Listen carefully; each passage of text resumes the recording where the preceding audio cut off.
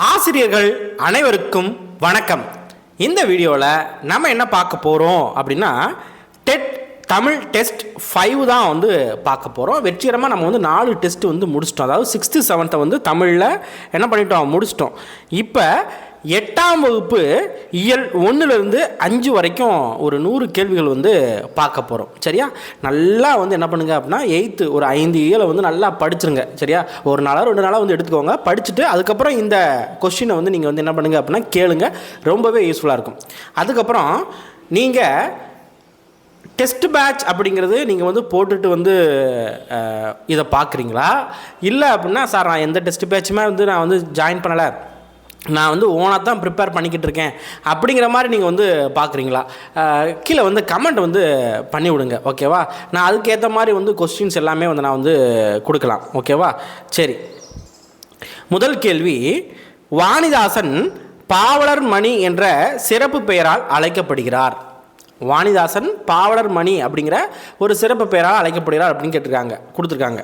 இதில் என்ன கேட்குறாங்க, சரியானவை எவைன்னு கேட்குறாங்க. இது கரெக்டாக அப்படின்னு கேட்டால் கரெக்டு தான். வாணிதாசன் பாவலர் மணி அப்படிங்கிற பேர் வந்து கரெக்டு தான். சரியா?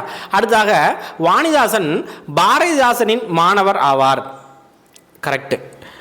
இவருக்கு பிரிட்டன் அரசு செவாலியர் விருது வழங்கியுள்ளது. இதை பார்த்தோன்னே செவாலியர் விருது இவருக்கு வந்து கொடுத்துருக்காங்கல்ல அப்படின்னு தோணும். பட் இது வந்து தவறு. ஏன் அப்படின்னா பிரான்ஸ் அரசு தான் வந்து பார்த்திங்க அப்படின்னா செவாலியர் விருது வந்து கொடுப்பாங்க. ஓகேவா? ஸோ 1, 2 மட்டும்தான் வந்து சரி. ஓகேவா? வாணிதாசன் பொறுத்த வரைக்கும் என்ன அப்படின்னா தமிழகத்தின் வேர்ட்ஸ்வொர்த் அப்படின்னு சொல்லி புகழப்படுபவர் வாணிதாசன். ரொம்ப முக்கியமான ஒரு லைன் இது. தமிழகத்தின் வேர்ட்ஸ்வொர்த் யார் அப்படின்னா வாணிதாசன். இவரோட இயற்பெயர் என்ன அப்படின்னா அரங்கசாமி என்கிற எத்திராசலு. அரங்கசாமி என்கிற எத்திராசலு அப்படிங்கிறது. சரியா?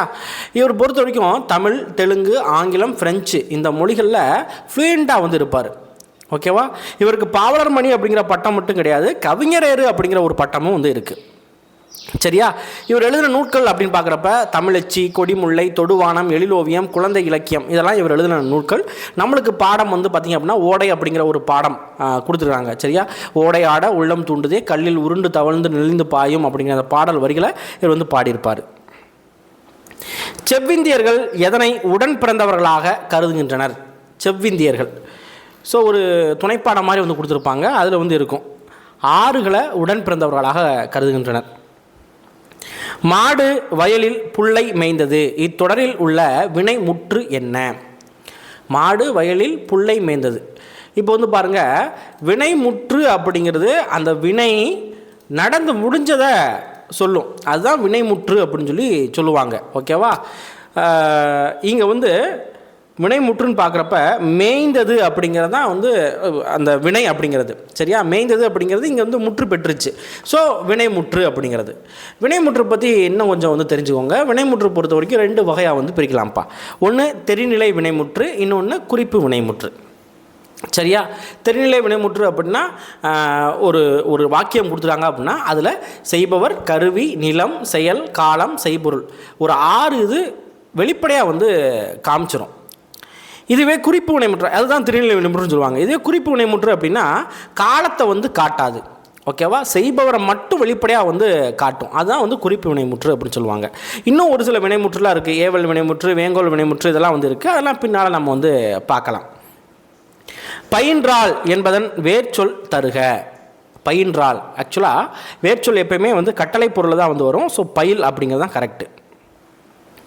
கடலோடா கால்வல் நெடுந்தேர், கடல் ஓடும் நாவாயும் ஓடா நிலத்து என்ற திருக்குறளில் பயின்று வந்துள்ள அணி என்ன? பிரிது மொழிதல் அணி. பொருந்தாத ஒன்றை தேர்ந்தெடுக்க. பாயிரவியல், துறவரவியல், இல்லறவியல், ஒளிபியல். இதில் வந்து எது வந்து பொருந்தாதது? ஸோ இதை பொறுத்த வரைக்கும் எது பொருந்தாது அப்படின்னு கேட்டால் ஒளிபியல் அப்படிங்கிறது பொருந்தாது. சரியா? ஏன் அப்படின்னா பாயிரவியல், இல்லறவியல், துறவரவியல் இந்த 3மே வந்து பார்த்திங்க அப்படின்னா அறத்துப்பாலில் வந்து வரும். திருக்குறளில் அறத்துப்பாலில் வரும். இந்த ஒளிபியல் அப்படிங்கிறது வந்து பார்த்திங்க அப்படின்னா பொருட்பாலில் வந்து வரும். ஓகேவா? திருக்குறளை பொறுத்த வரைக்கும் 3 பிரிவாக வந்து பிரிச்சிருப்பாங்க. அறம், பொருள், இன்பம் அப்படின்னு சொல்லிட்டு 3 பிரிவாக பிரிச்சிருப்பாங்க. அதில் அறத்தில் வந்து பார்த்திங்க அப்படின்னா பாயிரம், இல்லறம், துறவரம், ஊழியம், அதாவது ஊழியல் இருக்கும். 4 இயல்கள் வந்து இருக்கும். அதே மாதிரி பொருட்பால் பொறுத்த வரைக்கும் அரசியல், அமைச்சியல், ஒளிபியல் அப்படின்னு சொல்லிட்டு 3 இயல்கள் வந்து இருக்கும். அதே மாதிரி இன்பத்துப்பால் பொறுத்த வரைக்கும் களவியல், கற்பியல் அப்படின்னு சொல்லிட்டு 2 இயல்கள் வந்து இருக்கும். தம்பிரான் தோழர் என அழைக்கப்படுபவர் யார்? தம்பிரான் தோழர் யாரை சொல்லுவாங்க அப்படின்னா சுந்தரரை சொல்லுவாங்க. சுந்தரர் தான் தம்பிரான் தோழர் அப்படின்னு சொல்லி அழைக்கப்படுறார். ஓகேவா?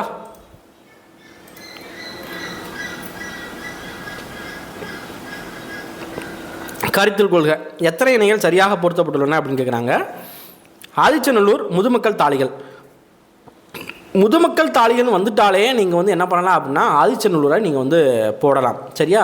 ஸோ முதல் கூற்று வந்து பார்த்தீங்க அப்படின்னா கரெக்டு தான்.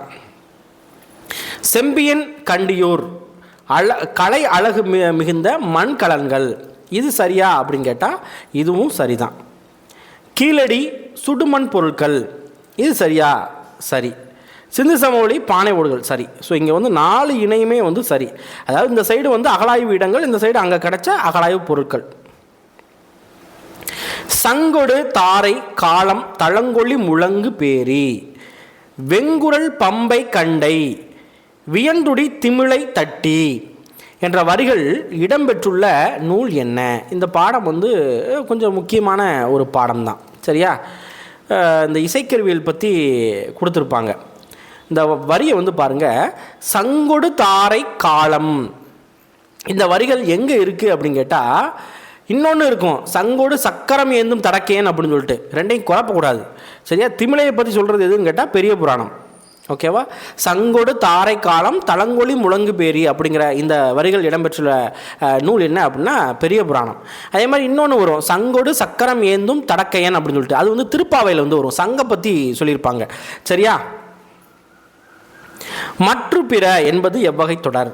மற்று பிற, இதில் இந்த மற்று அப்படிங்கிறது என்ன அப்படின்னு கேட்டால் ஒரு இடைச்சொல். ஓகேவா? ஸோ இடைச்சொல் தொடர். நீலகேசி சமண சமய கருத்துக்களை வாதங்களின் அடிப்படையில் விளக்குகிறது, இது சரியா? சரிதான். இன்னும் கடவுள் வாழ்த்து நீங்களாக 10 சருக்கங்களை கொண்டது, கரெக்டு தான். சரியா? ஸோ நீலகேசி அப்படிங்கிறது சமண சமய கருத்துக்களை வாதங்களின் அடிப்படையில் விளக்குகிறது அப்படிங்கிறது சரிதான். அதே மாதிரி 10 சருக்குகள் வந்து இருக்குது அப்படிங்கிறது சரிதான். தமிழர் மருத்துவத்தில் மருந்து என்பது டேஷ் நீட்சி, உணவின் நீட்சி. மடை திறந்த வெள்ளம் போல என்ற ஓமை தொடர் கூறும் பொருள் என்ன? தடையின்றி மிகுதியாக. இதுக்கெல்லாம் நம்ம எக்ஸ்பிளனேஷன் சொல்லணும்னு அவசியம் இல்லை.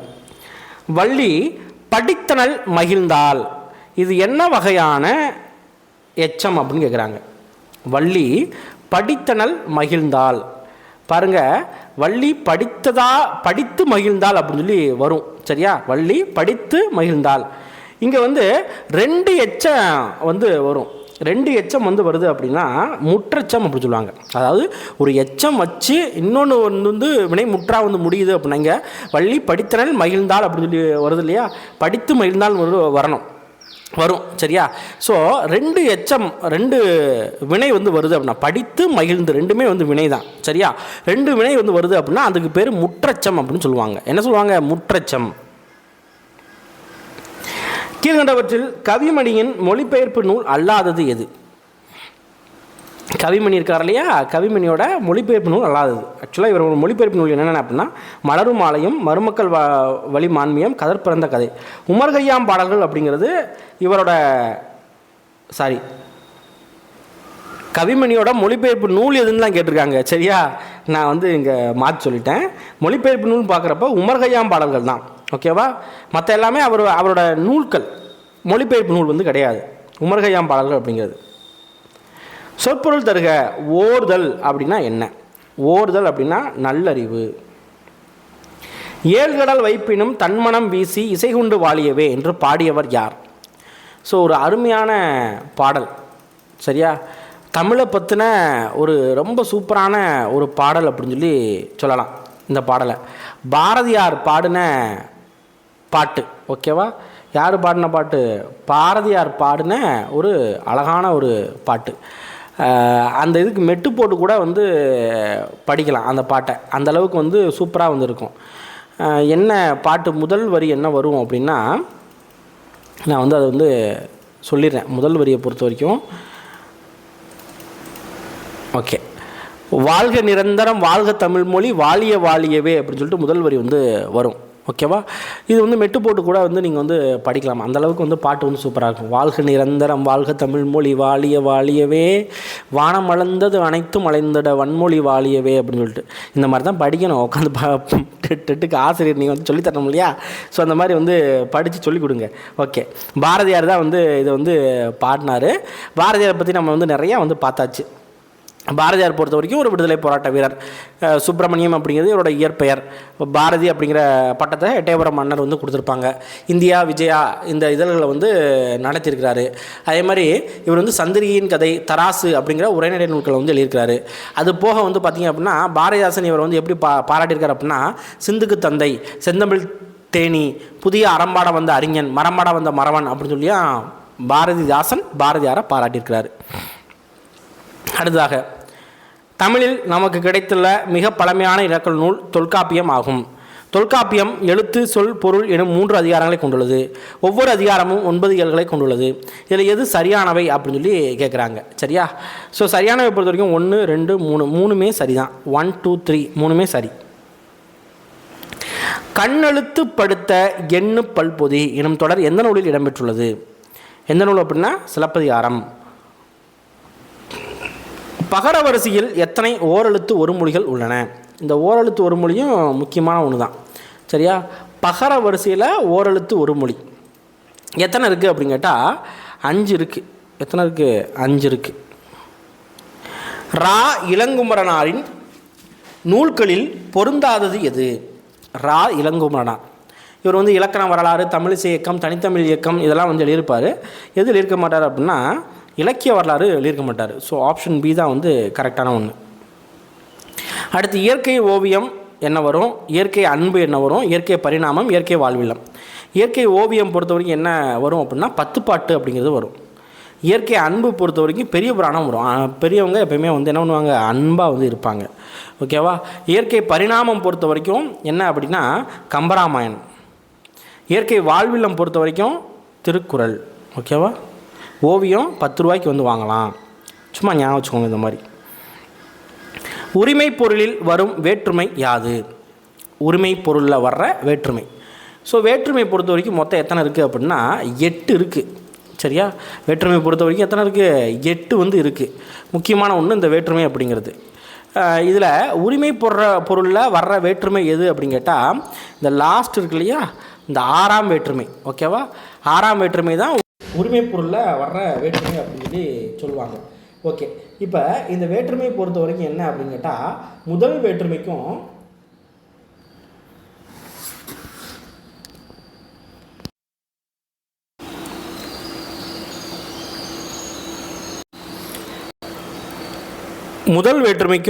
கடைசி வேற்றுமைக்கும் வேற்றுமை உறுப்பு வந்து கிடையாது. சரியா? இடையில என்ன மிஸ்டேக் ஆனிச்சுன்னு தெரில, மைக் வந்து இதாக இருக்குன்னு நினைக்கிறேன். சரி, ஓகே, எவ்வளோ அளவுக்கு கேட்டிருக்குன்னு தெரில, பார்த்துக்கலாம். ஓகே, முதல் வேற்றுமைக்கும் கடைசி வேற்றுமைக்கும் உறுப்பு வந்து கிடையாது. இடையில உள்ள 2, 3, 4, 5, 6, 7 இந்த இதுக்கு வந்து உறுப்பு வந்து இருக்குது. ஓகேவா? இதெல்லாம் நம்ம வந்து தனித்தனியாக வந்து பார்ப்போம். ஜெயகாந்தனோடு நெருங்கி பழகி ஜெயகாந்தனோடு பல்லாண்டு எனும் நூலை எழுதியவர் யார்? யார் எழுதுனா அப்படின்னா பி.சா. குப்புசாமி. கற்றோர்க்கு கல்வி நலனே கலனல்லால் மற்றோர் அணிகலம் வேண்டாவாம் என்ற வரிகள் இடம்பெற்றுள்ள நூல் எது? ஸோ எந்த நூல் இந்த இது வந்து இருக்குது அப்படின்னா நீதிநெறி விளக்கம். சிவகங்கை மாவட்டத்தில் பிறந்தவர், தமிழ்நாடு அரசின் கலைமாமணி விருது பெற்றவர். இது யார் அப்படின்னு கேட்குறாங்க. யார் அப்படின்னா ஆலங்குடி சோமு. கத்தியை தீட்டாதை புத்தியை திட்டு அப்படிங்கிற அந்த பாடல் கூட எழுதியிருப்பார். புற உலக ஆராய்ச்சிக்கு டேஷ் கொழுக்கொம்பு போன்றது. அறிவியல் கொழுக்கொம்பு போன்றது. காமராசர் பதவியை துறந்தார். இத்தொடரில் வேற்றுமை எந்த பொருளில் வருகிறது? பதவியை துறந்தார் அப்படிங்கிறது என்ன அப்படின்னு கேட்டால் நீத்தல். ஏடென்று கல்வி, சிலர் எழுதும் பேசும் இயலென்று கல்வி, பலர் கெட்டாதென்னும் வீடென்று கல்வி, ஒரு தேர்வு தந்த விளைவென்று கல்வி, அது வளர்ச்சி வாயில். இந்த மாதிரி கல்வியை பற்றி சொன்னது யார்?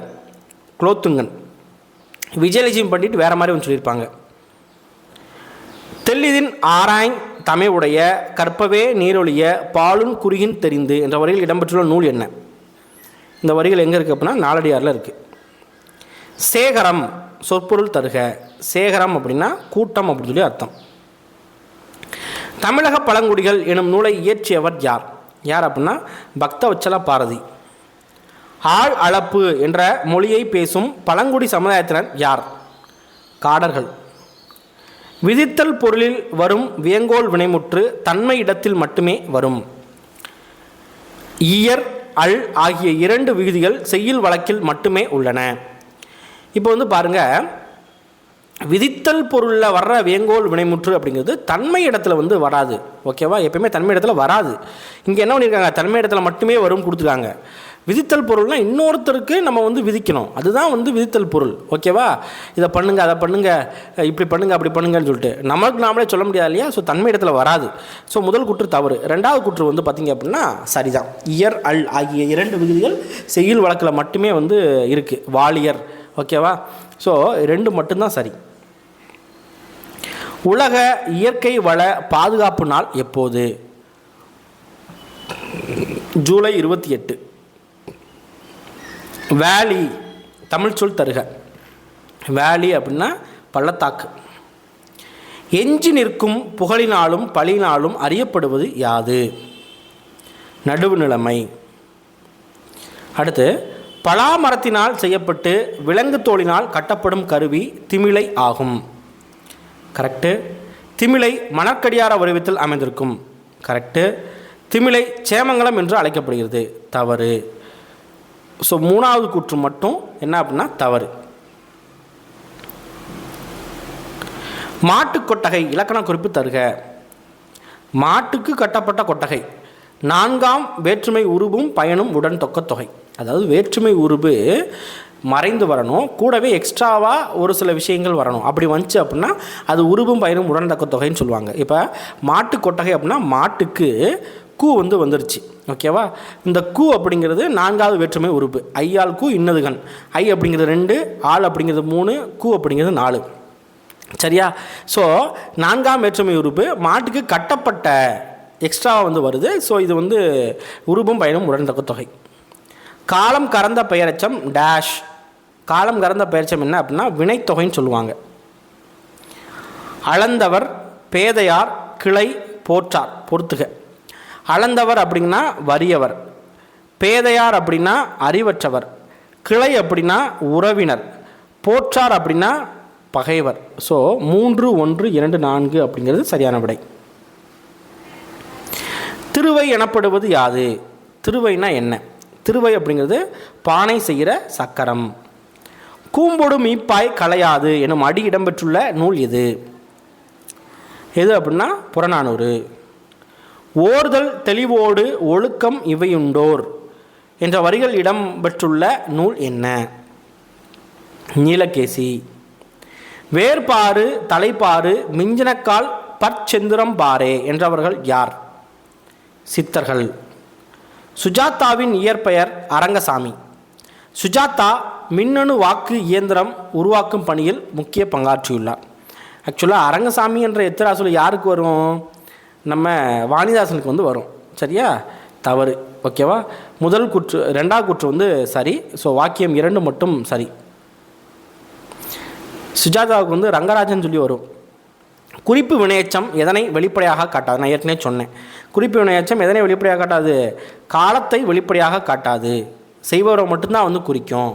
அதே மாதிரி தெரிநிலை வினையச்சம் அப்படின்னா ஒரு 6 விஷயம் வந்து வெளிப்படையாக வந்து தெரியும். அதுதான் வந்து தெரிநிலை வினையச்சம் அப்படின்னு சொல்லுவாங்க. மூளை ஒரு நிமிடத்திற்கு 800 மில்லி குருதி தேவைப்படுகிறது. அதாவது மூளைக்கு ஒரு நிமிடத்திற்கு 800 மில்லி குருதி தேவைப்படுகிறது. கரெக்டு. மூளை உடம்பின் எடையில் 50ல் 1 பங்கு. கரெக்டு. மூளையானது குருதி, உயிர்வலி ஆகியவற்றின் மொத்த தேவையில் 5ல் 1 பாகத்தை எடுத்துக்கொள்ள. கரெக்டு. ஸோ இதெல்லாம் சரி அப்படின்னா 1, 2, 3 3மே சரி. நீலகேசி கூறும் நோயின் வகைகள் எத்தனை? அப்படின்னா 3 இருக்குது. மேல்வாயை நாக்கின் ஓரங்கள் தடித்து தடவுவதால் பிறக்கும் எழுத்து எது? குச்சி இல்லு. கடைச்சங்க காலத்தில் தமிழகத்தில் எழுதப்பட்ட எழுத்துக்கள் எவ்வாறு அழைக்கப்பட்டன? கண்ணெழுத்துக்கள். எந்த கல்வெட்டில் தமிழ் எழுத்தும் வட்டெழுத்தும் கலந்து எழுதப்பட்டுள்ளன? அறச்சலூர் கல்வெட்டு. செந்தமிழே செங்கரும்பே செந்தமிழ் சீர்காக்கும் நந்தா விளக்கணைய நாகையேகியே என்று பாடியவர் யார்? அரங்கன். அடுத்து சா எனும் வடமொழி எழுத்து காணப்படுகிறது கல்வெட்டுகளில். சரியா? அடுத்து இது கரெக்டு. மெய்யை குறிக்க புள்ளி பயன்படுத்தப்படவில்லை. கரெக்டு. எகர உகர குறில் நெடில் வேறுபாடு காணப்படுகிறது. இது தவறு. சரியா? ஸோ 1 and 2 மட்டும்தான் வந்து சரி. குற்றெழுத்து 5 மொழி நிறைவு இலவே என்பது யாருடைய கூற்று? குற்றெழுத்து 5 தொல்காப்பியர். இளமை விருந்து எனும் நூலின் ஆசிரியர் யார்? இளமை விருந்து திருவிக்கா. பி. சா. குப்புசாமி தொடக்கப்பள்ளி தமிழாசிரியராக பணியாற்றி ஓய்வு பெற்றவர். ஓர் ஆரம்ப ஆசிரியரின் குறிப்புகள் எனும் நூலை இயற்றியவர் பி. சா. குப்புசாமி. இதில் எது சரி அப்படின்னு சொல்லி கேட்குறாங்க. ஸோ இதை பார்த்த உடனே என்ன நினைப்போம் அப்படின்னா ரெண்டுமே சரிதானே அப்படின்னு சொல்லி நினைப்போம். பட் ஃபஸ்ட்டு இது வந்து தவறு, செகண்ட் இது சரி. என்ன அப்படின்னா பீசா குப்புசாமி தொடக்கப்பள்ளி தலைமை ஆசிரியராக பணியாற்றி ஓய்வு பெற்றவர். சரியா? தமிழாசிரியர் வந்து கிடையாது, தொடக்கப்பள்ளி தலைமை ஆசிரியர். இவர் தான் வந்து ஜெயகாந்தனோட பல்லாண்டு அப்படிங்கிற ஒரு நூலை வந்து எழுதினார். ஸோ வாக்கியம் 2 மட்டும் சரி. படற்கை பெயரை முன்னிலை பெயராக மாற்றி அழைப்பது எவ்வகை வேற்றுமை? விழி வேற்றுமை. ஸோ விழி வேற்றுமை தான் படற்கை பெயரை முன்னிலை பெயராக மாற்றி அழைப்பது அப்படின்னு சொல்லுவாங்க. நீதிநெறி விளக்கம் குமரகுருபரால் இயற்றப்பட்டது. நீதிநெறி விளக்கத்தில் கடவுள் வாழ்த்து உட்பட 103 வெண்பாக்கள் உள்ளன. இதில் எது சரின்னு கேட்குறாங்க. எது சரி அப்படின்னா முதல் கூற்று சரிதான், ரெண்டாவது கூற்று தவறு. ஏன் அப்படின்னா 102 வெண்பாக்கள் வந்து இருக்கும். குமரகுருபரை பொறுத்த வரைக்கும் 17ஆம் நூற்றாண்டை சேர்ந்தவர். எத்தனாம் நூற்றாண்டை சேர்ந்தவர்? 17ஆம் நூற்றாண்டை சேர்ந்தவர். நிறைய சிற்றிலக்கியங்கள் வந்து இவர் வந்து எழுதியிருக்கிறாரு. கந்தர் கலிவெண்பா, கைலை கலம்பகம், சகலகலா வள்ளிமாலை, மீனாட்சி அம்மை பிள்ளைத்தமிழ், முத்துக்குமாரசாமி பிள்ளைத்தமிழ், இதெல்லாம் இவர் எழுதினது. சரியா? ஸோ நம்மளுக்கு பாடமாக வந்து நீதிநெறி விளக்கம் கொடுத்துருப்பாங்க. கற்றோருக்கு கல்வி நலனே கலனல்லால் மற்றோர் அணிகலம் வேண்டாமாம் அப்படிங்கிற ஒரு பாடல் வந்து கொடுத்துருப்பாங்க. ஸ்லேடை பாடுவதில் வல்லவர் காலமேகம் இத்தொடர் எந்த பொருளை குறிக்கிறது? இத்தொடர் எந்த பொருளை குறிக்குது அப்படின்னா ஏது. அவரை மாதிரி யார் வருவா? ஏது அப்படிங்கிறது. காடர்களின் கதைகளை யானையோடு பேசுதல் எனும் தலைப்பில் தமிழாக்கம் செய்தவர் யார்? கீதா. ஏவல் வினைமுற்று முன்னிலையில் வரும். இது கட்டளை பொருளை மட்டுமே உணர்த்தும். விகுதி பெற்றும் பெறாமலும் வரும். இதில் தவறானது எதுன்னு கேட்குறாங்க. ஃபஸ்ட்டு ஏவல் வினைமுற்று முன்னிலை மட்டும்தான் வரும். ஏன்னா இன்னொருத்தரை ஏவி சொல்கிறது தான் அது. கட்டளை பொருளை மட்டும்தான் வரும். ஏவுறதுனாலே கட்டளை பொருள் தான். இதை செய்ய அப்படின்னு சொல்லிட்டு விகுதி பெற்றும் வரும், பெறாமலும் வரும். ஸோ எதுவுமே இல்லை அப்படிங்கிறது தான் தவறானது. அதாவது தவறானதே இல்லை. நன்சை புன்சைக்கு உணவை ஊட்டி நாட்டு மக்கள் வறுமை ஓட்டி கொஞ்சி குளவி கரையை வாட்டி என்று பாடியவர் யார்? வாணிதாசன். கொங்கு மண்டலம் எத்தனை நாடுகளை உள்ளடக்கி இருந்தது? 24. நல்லியால் மறுப்பின் மெல்ல வாங்கி பாணன் சூடான் பாடினி அணியால் என்ற வரிகள் இடம்பெற்ற நூல் எது? புறநானூறு.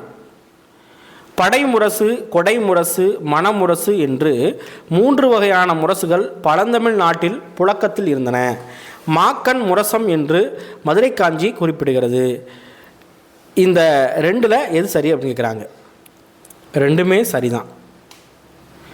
கொன்றை குழல், முல்லை குழல், ஆம்பல் குழல் என பல வகையான குழல்கள் இருந்ததாக கூறும் நூல் எது? சிலப்பதிகாரம். தொகாநிலை தொடர் எத்தனை வகைப்படும்? தொகாநிலை தொடர் 9 வகைப்படும்.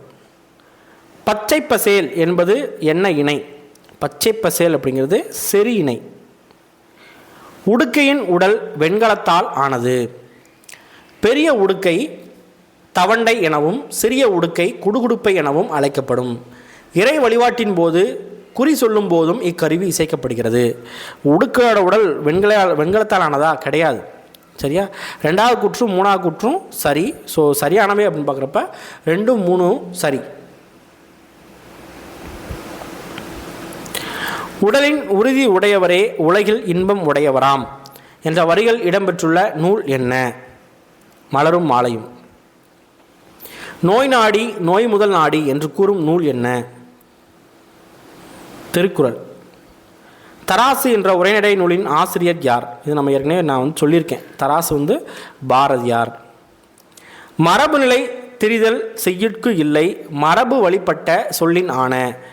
இடம்பெற்றுள்ள நூல் தொல்காப்பியம். ஒகர வரிசை எழுத்துக்களில் புள்ளிகளால் ஏற்படும் குழப்பங்களை களைந்தவர் யார்? வீரமாமுனிவர். வட்டெழுத்து என்பது வளைந்த கோடுகளால் அமைந்த மிக பழமையான தமிழ் எழுத்து. சேர மண்டலம், பாண்டிய மண்டலம் ஆகிய பகுதிகளில் 8ஆம் நூற்றாண்டு முதல் 11ஆம் நூற்றாண்டு வரை கிடைக்கும் சாசனங்களில் வட்டெழுத்துக்கள் இடம்பெற்றுள்ளன. ரெண்டுமே சரிதான். ஆயுத எழுத்து பிறக்கும் இடம் எது? ஆயுத எழுத்து பிறக்கும் இடம் எது அப்படின்னு கேட்டால் தலை. வாய் திறக்கும் முயற்சியுடன் இதழ்களை குவிப்பதால் பிறக்கும் எழுத்துக்கள் எவை? உ ஊ. இளங்குமரனார் தேவநேயம் என்னும் நூலை தொகுத்துள்ளார். இது சரியா? சரிதான்.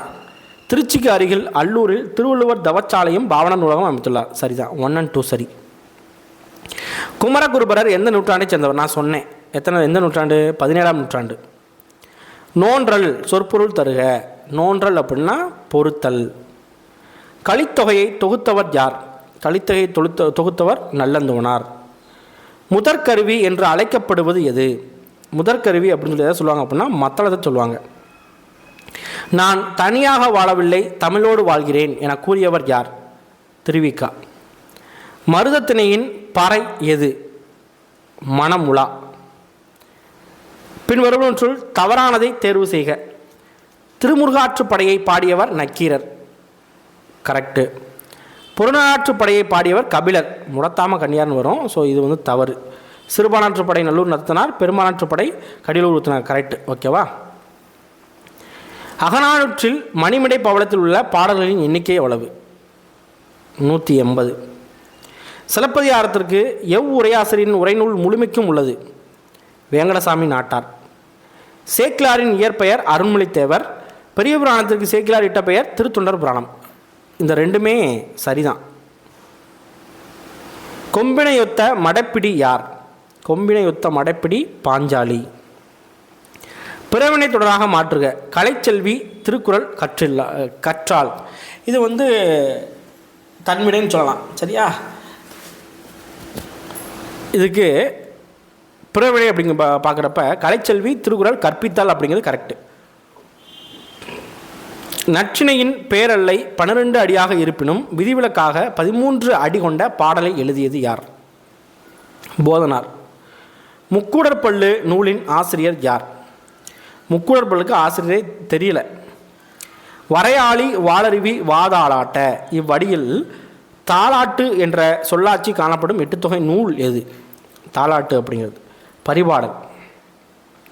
சீசு செல்லப்பாவின் எந்த நூல் சாகித்ய அகாதமி விருது பெற்றுள்ளது? சுதந்திர தாகம்.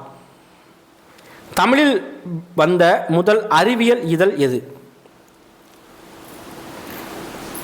தமிழர் நேசன். ஏற்றுமதி இறக்குமதி குறித்து கூறும் சங்க நூல்கள் எவை? மதுரை காஞ்சி பட்டினப்பாலை. நாலடியாரில் அறத்துப்பால், பொருட்பால், காமத்துப்பால் என்ற 3 பகுப்புகள் உள்ளன. அதாவது பொருந்தாது வந்து கேட்குறாங்க. சரியா?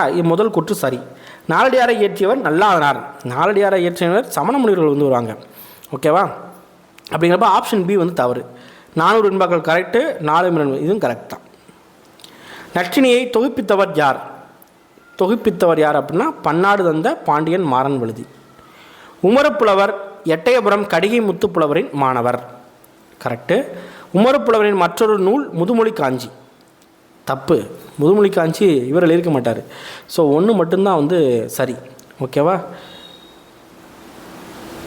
சரி. இப்போ நம்ம வந்து ஒரு 100 கேள்வி வந்து பார்த்துருக்கோம். அதில் ஒரு 80 கேள்விகள் எய்த்து புக்கு, மிச்சமுள்ள 20 கேள்விகள் ஜென்ரலாக வந்து எடுத்துருப்பேன். சரியா? ஸோ இதே மாதிரி நம்ம என்ன பண்ணலாம் அப்படின்னா 10th வரைக்கும் நம்ம வந்து கம்ப்ளீட்டாக வந்து முடிச்சிடலாம். ஏன் 11th 12th கூட வந்து கம்ப்ளீட்டாக வந்து நம்ம வந்து முடிச்சிடலாம். சரியா? கண்டிப்பாக இன்னும் வந்து நம்மளுக்கு வந்து கையில் வந்து ஒரு 50 நாளைக்கு மேலேயே வந்து டைம் வந்து இருக்குது. அதுக்குள்ளே நம்ம எல்லாத்தையும் வந்து கிளியராக பக்காவாக வந்து முடிச்சிடலாம். சரியா? மறக்காமல் உங்கள் கருத்துக்களை வந்து கமெண்ட்டில் வந்து பதிவு பண்ணுங்கள். நிறைய பேர் வந்து கேட்டிருந்தீங்க, சார் இங்கிலீஷ் போடுங்க, சைக்காலஜி போடுங்க அப்படின்னு சொல்லிட்டு. ரெடி பண்ணிக்கிட்டே இருக்கேன். ரெடி பண்ணிவிட்டு நான் ஒன்ஸ் ரெடி பண்ணிட்டேன் அப்படின்னா ஒவ்வொரு வீடியோவாக டெய்லி வந்து நான் வந்து அப்டேட் பண்ண ஆரம்பிச்சிடுவேன். இப்போதைக்கு ஒரு வீடியோ தான் நல்லா கொடுக்க முடியுது. இனிமேல் வந்து 2, 3 அப்படின்னு சொல்லிட்டு கொடுக்குறதுக்கு ட்ரை பண்ணுறேன். சரியா? மறக்காமல் வீடியோக்கு வந்து லைக் பண்ணி விட்ருங்க. உங்கள் நண்பர்களுக்கு வந்து ஷேர் பண்ணி விடுங்க. ஓகேவா? நன்றி.